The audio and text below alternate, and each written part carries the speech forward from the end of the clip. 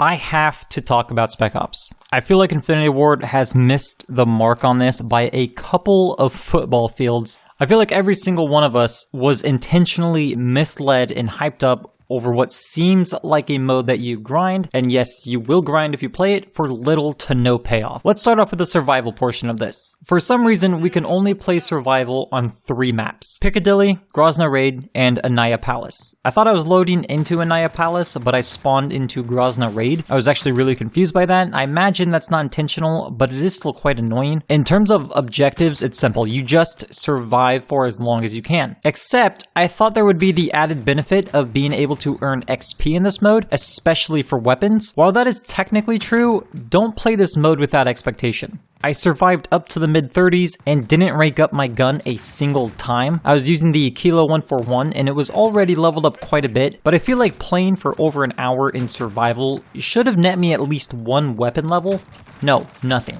It felt like I was earning 1 XP per kill because my XP bar was moving up ever so slightly. On top of this, when you use the weapon station to edit your loadout, you only have access to weapons and attachments that you've already unlocked for that weapon. So progress is carried over from multiplayer like they said, but you can't really use this mode to progress any further. It seems like a missed opportunity to allow people to use everything the game has to offer. If you're on Xbox or PC and you were upset that you missed out on survival, don't even sweat it. It's not a selling point. I don't know why I would even try to play this mode again. I'm not sure if that's the worst part of Spec Ops or this next one is, the classic Special Ops. A replayable, curated experience where your proficiency with specific weapons, kill streaks, and other tools will be tested. At least that's what the in-game description states. In truth, there is a single mission that we can play, Safeguard.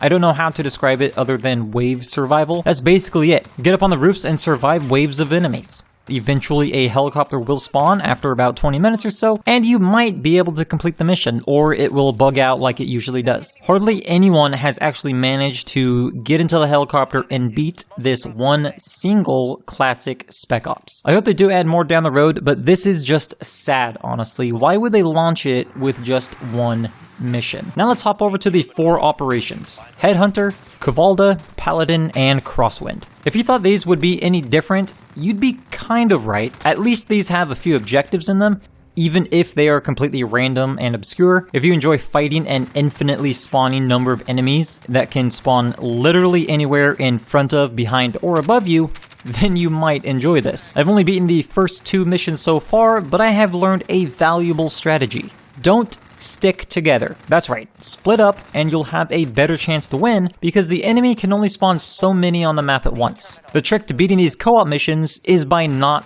playing cooperatively. I beat the first mission by hiding out in a house while 3 teammates continuously attempted to hack the 5th objective near the stadium. I wandered around the map looking for score streaks and found a couple of cruise missiles to help them out from a distance. I still had to deal with enemies that were spawning around me, but it wasn't as bad as when the 4 of us were together, with every enemy focusing on one position. The second mission was kind of the opposite. When we had to search for boxes in 3 locations, my 3 teammates held down a position while I continuously spawned in overhead and landed near the objective while no enemies were there. Worked like a charm, and we put trackers on all 9 boxes pretty easy with that strategy. When I say easy, I don't mean it was actually easy. It was just far easier than sticking together to do the objective and having all 4 of us go down around the same time.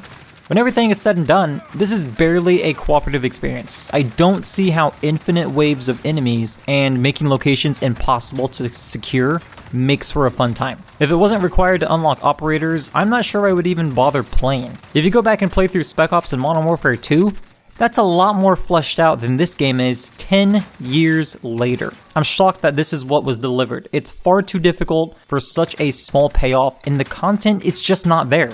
This video isn't trying to bash Infinity Ward or the game as a whole, I'm just disappointed. A lot of people, including myself, were really looking forward to this mode and they just failed to deliver. I'll see you guys next time.